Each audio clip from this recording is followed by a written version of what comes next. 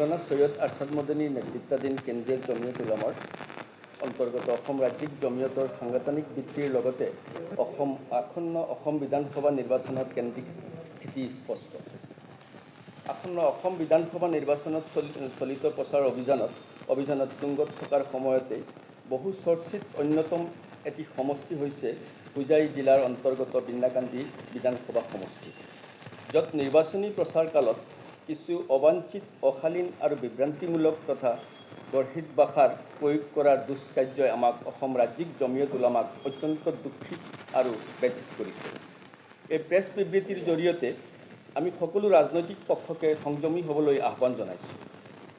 আনহাতে সামাজিক মাধ্যমত বিভ্ৰান্তিমূলক প্ৰচাৰেৰে মৌলানা সৈয়দ আৰশাদ মদনী চাহাবৰ নেতৃত্বাধীন কেন্দ্ৰীয় জমিয়তৰ অন্তৰ্গত অসম ৰাজ্যিক জমিয়তৰ উলামা সংগঠনটো নকলি বুলি অপপ্ৰচাৰ চলোৱাৰ লগতে মৌলানা মুস্তাক আনফৰ চাহাবে মৌলানা বদৰুদ্দিন আজমল চাহাবক ৰাজ্যিক জমিয়তৰ সভাপতি পদৰ পৰা অপসাৰণ কৰা বুলি প্ৰচাৰিত বাতৰি সম্পূৰ্ণ মিছা আৰু উদ্দেশ্য প্ৰণোদিত আৰু বিভ্ৰান্তিমূলক।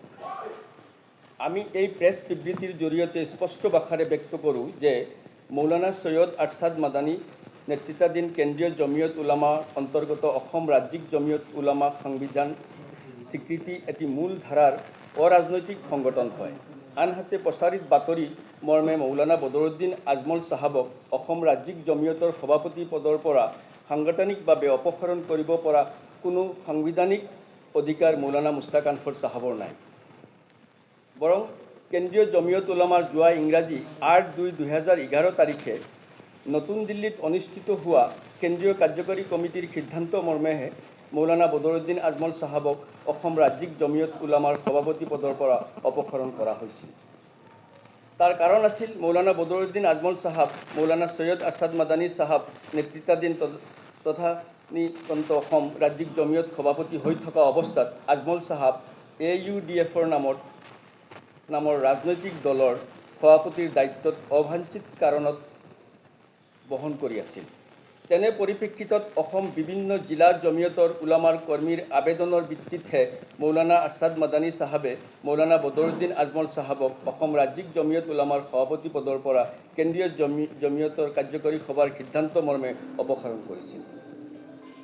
আনহাতে কেন্দ্ৰীয় জমিয়তৰ সভাপতি তথা বিশ্ব বিস্তৃত নেতা মৌলানা আৰশাদ মদনী চাহাবৰ বলিষ্ঠ নেতৃত্বত অসমতো ৰাজ্যিক জমিয়তৰ সভাপতি মৌলানা মুস্তাক আনফৰ চাহাবেও ৰাজ্যখনৰ নিষ্পেষিত সংখ্যালঘু ৰাইজৰ উপৰিও জাতি, ধৰ্ম, বৰ্ণ নিৰ্বিশেষে সকলো জনগণৰ হিতাৰ্থে সামাজিক তথা ন্যায়িক ক্ষেত্ৰত সফলতাৰে কাৰ্যনিৰ্বাহ কৰি আছে।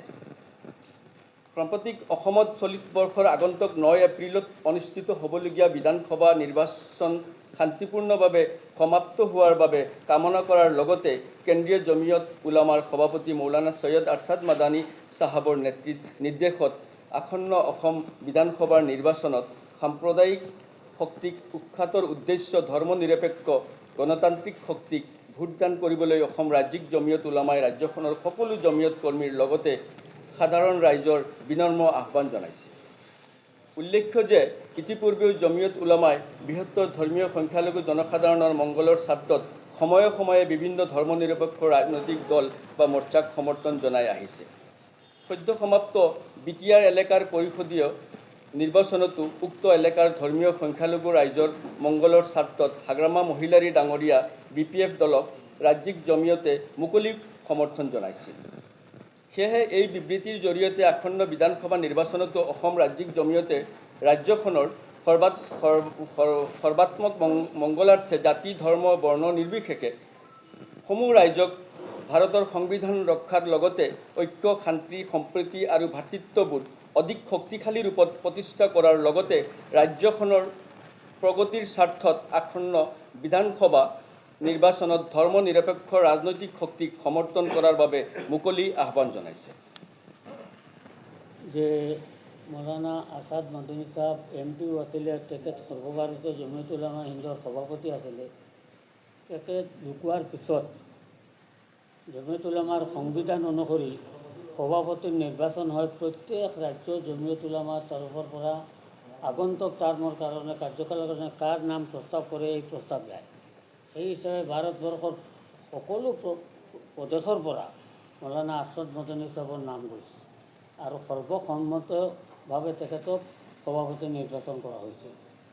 অৱশ্যে দুৰ্ভাগ্যবশতঃ কিছুদিন পিছত তাতো অলপ মতবিৰোধ হৈ পেলাই তেখেতৰে ভতিজা, আমি ক'বলৈ লাজো লাগে, তেখেত মাহমুদ মাদানীয়ে গৈ বেলেগ এটা সংগঠন কৰিবলৈ লৈছিল।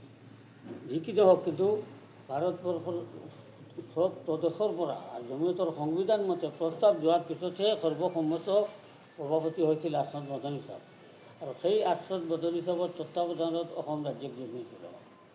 এটা কথা ইয়াত আমাৰ দৃষ্টিত কোৱা হৈছে যে AIDF গঠনৰ ক্ষেত্ৰতো বহুত কথা ওলাইছে। AIDF গঠন হৈছিল যদিও AIDFৰ মৌলানা আছাদ মদনী বনোৱা নাছিল। অৱশ্যে আপোনালোকে নিশ্চয় জানে স্বৰ্গীয় তৰুণ গগৈ ডাঙৰীয়া মাননীয় মুখ্যমন্ত্ৰী আছিলে অসমত। জমিয়ত উলামাই তেখেতক বহুত দাবী দিছিলে, চৰ অঞ্চলৰ মাটিৰ পট্টা আৰু বান গৰা খহনীয়া এনেকুৱা কেইবাটা দাবী উত্থাপন কৰিছিলে। তেওঁ কিন্তু এইবিলাকত মনোযোগ দিয়া নাছিল। শেষত গুৱাহাটীৰ সোণাৰাম হাইস্কুলৰ খেলপথাৰত যিখন অধিৱেশন হৈছিল, স্বৰ্গীয় তৰুণ গগৈ ডাঙৰীয়াৰ উপস্থিতিত মাদানী চাহাবে ঘোষণা কৰিছিল আৰু তেখেতে কৈছিল যে ইমান দিনৰ পৰা আপুনি এইবিলাক কাম কৰিব বুলি কৈছিল, আপোনাক মেমৰেণ্ডামো দিয়া হৈছিল বিভিন্ন সময়ত, কিন্তু আপুনি কাম কৰা নাই। আজিৰ পৰা ছমাহ পৰ্যন্ত আপোনাক টাইম দিছোঁ, আপোনাৰ ছমাহৰ ভিতৰত এইবিলাক পূৰা কৰক, নহ'লে আমি বিৰোধিতা কৰিম। যিকি নহওক, ছমাহ উকলি যোৱাৰ পিছত কৰা নাই, তেতিয়া অকল জমিয়ত উলামা নহয়, জমিয়ত উলামা, নদৱাতুত তামিৰ, আহলে সুন্নত, জামাত ইছলামী, মুছলমান বহুত সংগঠনে মিলিতভাৱে এই দল গঠন কৰিছে। অৱশ্যে আছাদ মদনী চাহাবৰ অসুস্থতাৰ কাৰণে তেওঁ আহিব নোৱাৰি তেখেতৰ ভাই আছাদ মদনী চাহাব এই ডিক্লিয়াৰ কৰিবলৈ তেখেতক পঠিয়াইছিল, কিন্তু তেওঁ বনাইছোঁ আমাৰ অসমৰ মানুহে বনাই। যি কি নহওক, চলি আছে, কোনো অসুবিধা নাই। কিন্তু বৰ্তমানে যিবিলাক খেলিমেলি দেখা দি আছে, ইলেকশ্যন কেন্দ্ৰিক, এইবিলাকৰ আপোনালোকে জানে ৰাজনীতিৰ মেৰপাত, কোনে কাক কি কৰিব পাৰে, কি কৰিলে কি হ'ব, এইবিলাক চলি আছে। আমি দুখিত, ইয়াত কোৱা হৈছে যে বিন্দাকান্দিৰ যিটো অৱস্থা হৈছে, জমিয়ত উলামা অৰাজনৈতিক সংগঠন যাব নালাগে, জবখাত যিখিনি কৰা হৈছে নজয় কৰক, বা জমিয়তৰ কিছুমান মানুহে তেওঁলোকৰ ব্যক্তিগতভাৱে তেওঁলোকে কৰিছে। এইটো আমাৰ ৰাজ্যিক জমিয়তৰ কোনো সিদ্ধান্ত নাছিল, তেওঁলোকে ব্যক্তিগতভাৱে এইটো তেওঁলোকে কৰিছে। কিন্তু এই ক্ষেত্ৰত কিছুমান নেতাসকলৰ মুখত কিছুমান অশোভনীয় শব্দ, গালাগালি ইত্যাদি, তাৰ বাবে আমি দুখিত। এতিয়া উদ্দেশ্য আপোনালোকক দিয়া হৈছে, প্ৰেছ মিটত দিয়া হৈছে, এইটো আপোনালোকে চাই ল'লে গম পাব।